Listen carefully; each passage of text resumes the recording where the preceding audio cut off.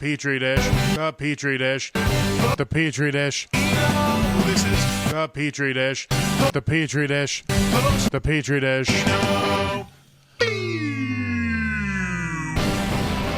This is the Petri dish. There's something brewing in here, and it's oh god, it's rancid chicken smell. Guys, apparently you cannot buy meat on sale and then also let it sit in the fridge for an entire week.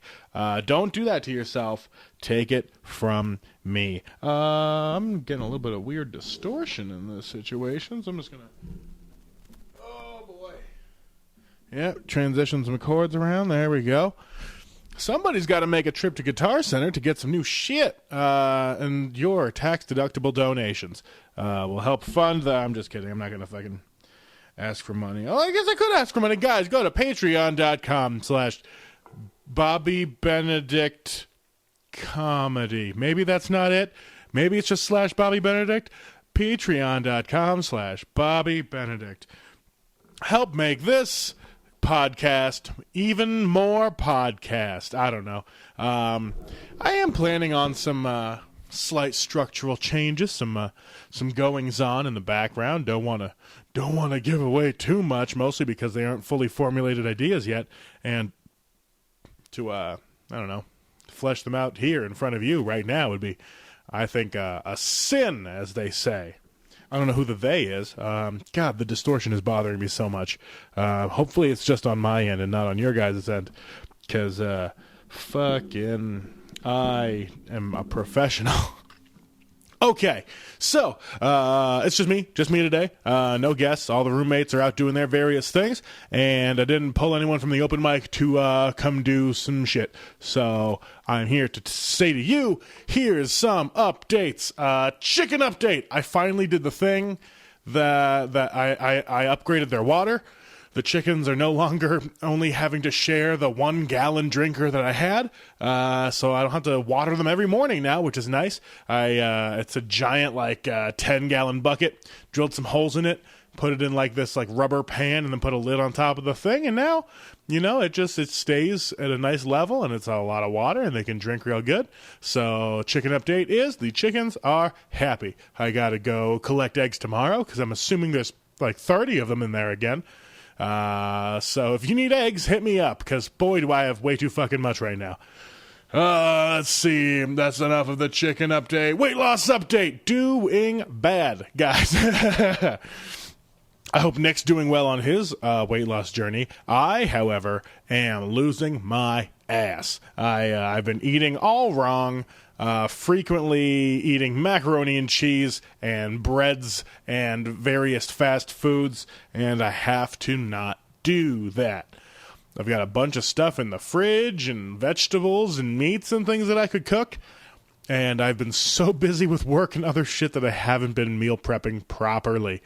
And that's the key to a good weight loss regimen, is doing some meal prep, because they always say you can't out-train a bad diet. And boy, are they right, guys. Oh, boy. When did this turn into a full-on health podcast? Anyway, enough about weight loss stuff. I've gained 20 pounds. I don't fucking know. I haven't stepped on a scale in a second. I'm assuming I'm fat again. My pants don't fit right.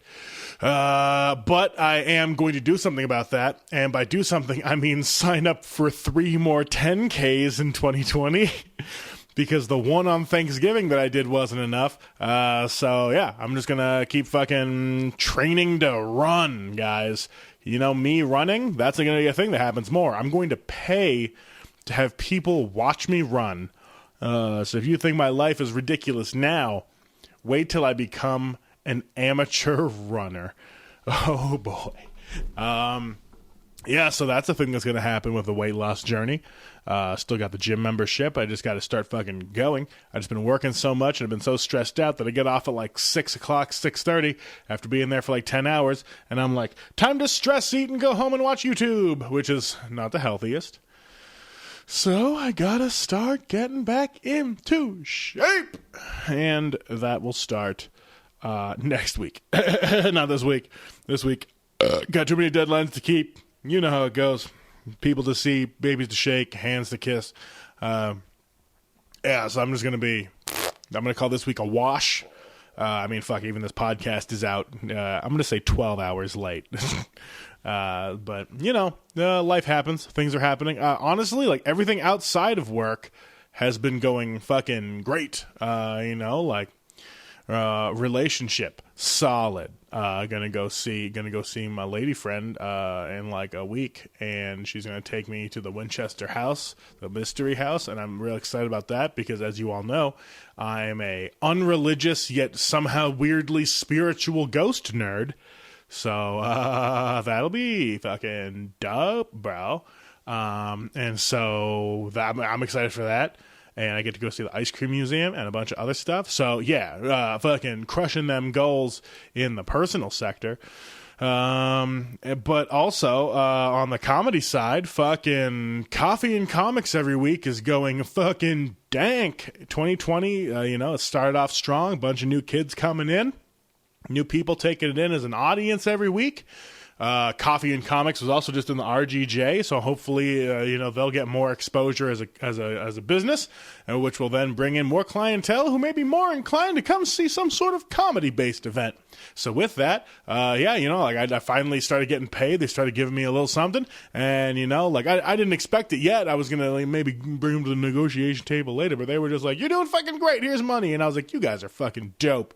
So not only is this a venue that likes having comedy there and is actively engaged in it, they also want to provide payment for a service, which is above and beyond what I can say about most places that have ever allowed comedy in. So keep on coming out to Coffee and Comics, my open mic at Coffee and Comics on Moana Lane here in Reno every Tuesday, and we will just keep fucking building a dope nerd space. That being said, I do want to start building some show stuff. I know I talked a bunch of shit about showcases and stuff and putting on that kind of show. So I'm not going to do that. I'm going to stick to my guns on that. And if I have a headliner, there's going to be me, at most 2 other locals, and then a headliner, because I don't need a fucking 8 comic show, But at the same time, sometimes I do want 8 to 10 comics on a show. Do I want them all to do 10 to 15 and have it be the longest fucking thing in the world? No. So my idea is, God, most of you listening probably don't even care or listen that much, but I had this idea back in the old 3rd Street days of a comedy show called Factions, where like the hosts of each open mic around town would pick a faction, or they would have their faction and they would hire other comedians onto their faction, and then we would go do comedy battles curated by myself. So then we could have rankings on whose faction is the funniest. But instead of doing that convoluted piece of shit, which would have involved like some sort of web page to then create a ranking system, I just want to do comedy the game, essentially. So I'm going to be the judge and the host at the same time. Everyone is up to my scrutiny because I laugh at everything. And if you can't make me laugh, you're losing. So I wanted to pick, 2 more established comics from this area, established meaning like has been to an open mic frequently enough that I feel confident they could know what is funny and not funny. Pick 2 captains and then pick 6 comics to then be drafted onto captains' teams. And the draft will happen, it'll be a fun banter back and forth, picking kids. And then each captain will do, a spot while the other team formulates.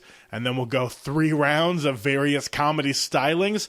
And then at the end, biggest surprise here, I'm going to give out prize money to a bunch of different people who participate in Comedy the Game, and even the losers will get paid. Because guess what? I also believe in paying people. So money's got to keep going around somewhere. So I got to pay some of you motherfuckers if you participate in my dumb comedy game. So that's my ideas. Really, that's what's floating around in my fucking head right now.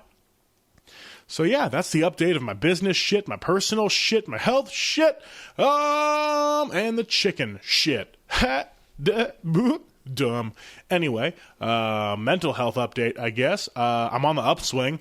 I was in a little depressive slump for like 2 weeks or so there, past 2 weeks, hiding it well, got my brain drugs. I just feel like my brain drugs just aren't quite delivering enough. Like, I think when I go back in, I got to be like, look, we got to bump it up like 5-10 milligrams something, because I'm just not quite getting there, even on my bad days. But on my good days, days like today, even when I'm stressed out, I just feel like I have the energy and mental clarity to do more. So yeah, I made a fuckload of social media posts today. I've been thinking a lot about things to build. I'm trying to put things in place so that when I'm not feeling it again, there are still a bunch of dominoes set that all I got to do is go push over, rather than fuck around and draw up plans that never happen. Speaking of drawing up plans and doing cool shit, finally got another room at the Musicians Rehearsal Center for music stuff for me and Sad Giants. So yeah, we're looking for people to play with us. We could use another guitarist. So if any of you are music people out there and know guitar and want to play in a band, fucking hop on that shit. If not, if you play bass, let's fucking talk too. Let's fucking do it. We're gonna make this band fucking Dank, and I really want to start touring this year. In the very least, little weekend tours. Like get out to like the Bay or Portland or even all the way up to Seattle or some shit. I don't know. I just want to get on the road with music. Yeah, that's all the business and personal fun stuff. Now it's story time. I guess it's not really story time. I just want to update everyone else on the fact that I auditioned for the television show The Voice. NBC's The Voice came and did auditions here in Reno, Nevada, and I'm also one of the thousands of delusional people that thought I belong on television. So I woke up at like 5:30 a.m. on a Saturday to go do the 7 a.m. audition call for The Voice on NBC here in Reno. Did at the event center, just lined up outside in like 20-degree weather. And we waited for hours in that line, got inside the event center, were herded like cattle through various rows of literally red tape. They literally set up red tape for us to walk through. And then sat again for another few hours, just waiting in the stands at the event center. I got talking to a few people while I was in line and while I was waiting. Met this dude named Danny who like does some recording stuff up in Tahoe, Truckee area, and he also does like some local theater stuff. So he was super cool. I got his studio information, and we were vibing real good, and me and him got to be in the same audition group. That was cool. Neither of us made it, of course. No one in my group made it. But the reason I'm not too bummed out about that is I was also sitting next to this lady by the name of Valerie, who was a wonderful singer.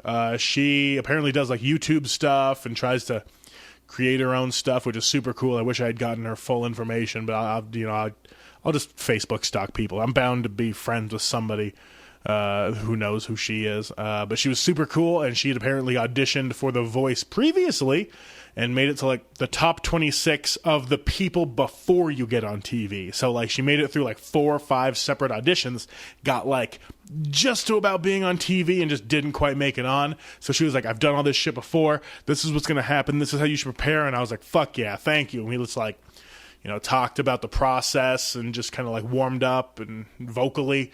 And then we both went in there, and we were the only 2 that the producer asked to hear a second song from. So I'm like, that's got to mean something. Like, I know that she's fucking good. She's been good enough to make it past this before. So she got a second song, and then I go up there, and he asked for a second song from me. I feel like that's got to mean something. So I don't know. That kept me in the delusion of thinking that I should try this again.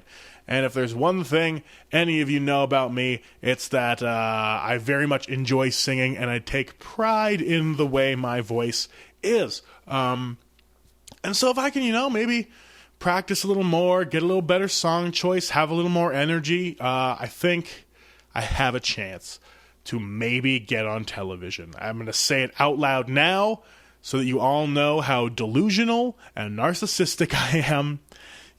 But hey, I want to give it a shot. I want to see if I can, hit that fast track every once in a while. Sure, I'm very much about carving my own path and being my own person and, doing exactly what I want when I want. But if I could get a fast track and just like, oh, you can't say jokingly racist shit on your dumb podcast anymore, then yeah, I will 100% give that up so I can have the exposure that, the Universal Music Group would give you, Fuck, I mean, that's exactly the definition of a sellout, I guess. But it's not like my creativity is going to be stifled anymore because I can't make jokes about how crazy it is that we still have Nazis, So, hey, I'm going to say it now. Guys, if you've ever listened to this podcast and have been offended, sorry. I'm trying to be better.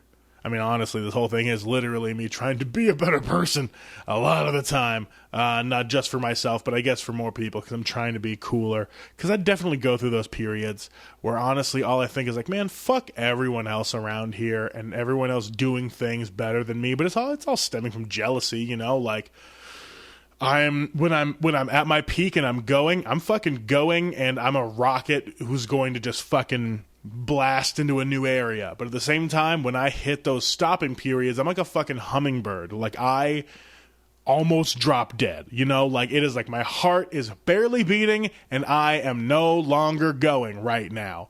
And so that's when the jealousy seeps in, and I really think, like, hey, if I was 100% all the time, I'd blow all these motherfuckers out of the water. But maybe that's not necessarily true. Some people just have a harder hustle. So, like, God, I've just been shitty recently, and I'm trying to break myself of that and just be more positive, especially now that I'm hosting something and I want to, make sure the comics feel comfortable around me. I just, I'm trying not to be shitty anymore. Not that I want anyone over at my house still. No one's allowed on my podcast anymore.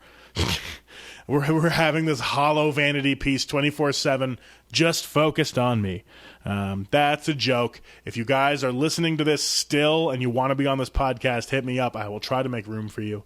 But if I don't make room for you, it's because I'm doing cool shit. Like, I don't know if I had this last week when maybe I had just done it, but my old friend Lauren from Alaska, she is, TikTok famous, of course. She's got all the TikTok fame, hundreds of thousands of followers at this point, and she was filming a commercial for this coffee company that she's got like a little deal with. Go to Effin' Good Coffee Co. and use code OllieRose, and you can get 20% off or something like that. Either way, that was the entire idea, is we had to do something like that. But as soon as the cameras were on, she was unsure how to start, and then I just couldn't stop riffing. So what should have been like a 60-second video filmed in like 10 to 15 minutes turned into a 20-minute video on YouTube because I was like just straight riffing for 2 hours in between bouts of us trying to figure something out for the commercial, and then her kids like coming in and interrupting because they were getting bored, just sitting around on their iPads trying to be quiet. So go and watch Lauren's page on YouTube, and you can see me and my goofy ass just fucking nonstop riffing about dumb shit while we try to make coffee. Check out Ollie Rose and Ollie Rose 88 on social media platforms. TikTok isn't as bad. I've started getting random followers on TikTok now. I got like 40 people following me. More people are hitting up my Instagram. I'm getting out there, guys. I'm doing it. But it was just cool to, do one video with an old friend and then end up in a whole other realm of, like mommy bloggers and young people that I'd never thought I'd appeal to, but everyone apparently loves my charm and wit.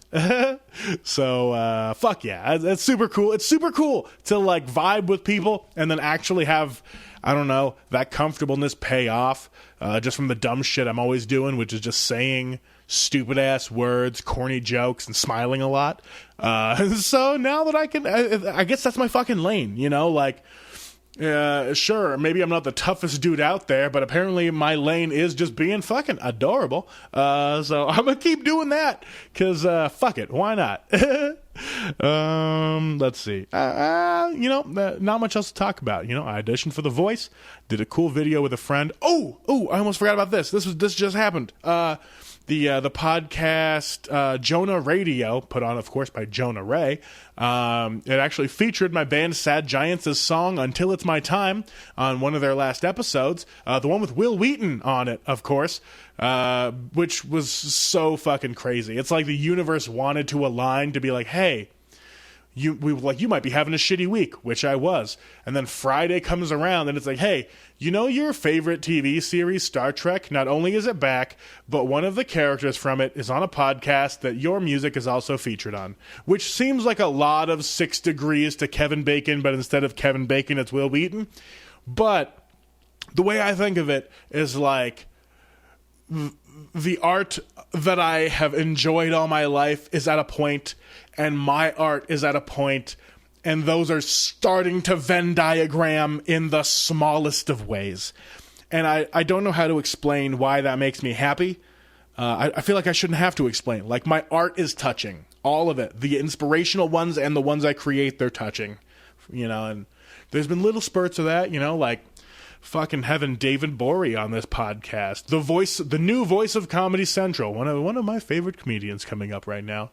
I got to have him on my stupid fucking podcast because I got to a festival through one of my friends, so like, if it wasn't for Andrea and knowing her here in Reno, I never would have been able to get up to Savage Henry, and I would never have had David Bory on this podcast. So that was like one of the first instances of like, my art is touching, all of it is. And now my music that I've become very proud of over the last 2 or 3 years, my music is now reaching to a space where also my nerd culture lives, like punk rock is almost more nerd cool than it is regular cool and or counterculture, so like counterculture has become so much of the culture that like punk rock and nerd shit can touch the same place. Like punk rock shit, nerd shit, and comedy shit can all exist in one space, and one of those spaces is right inside me.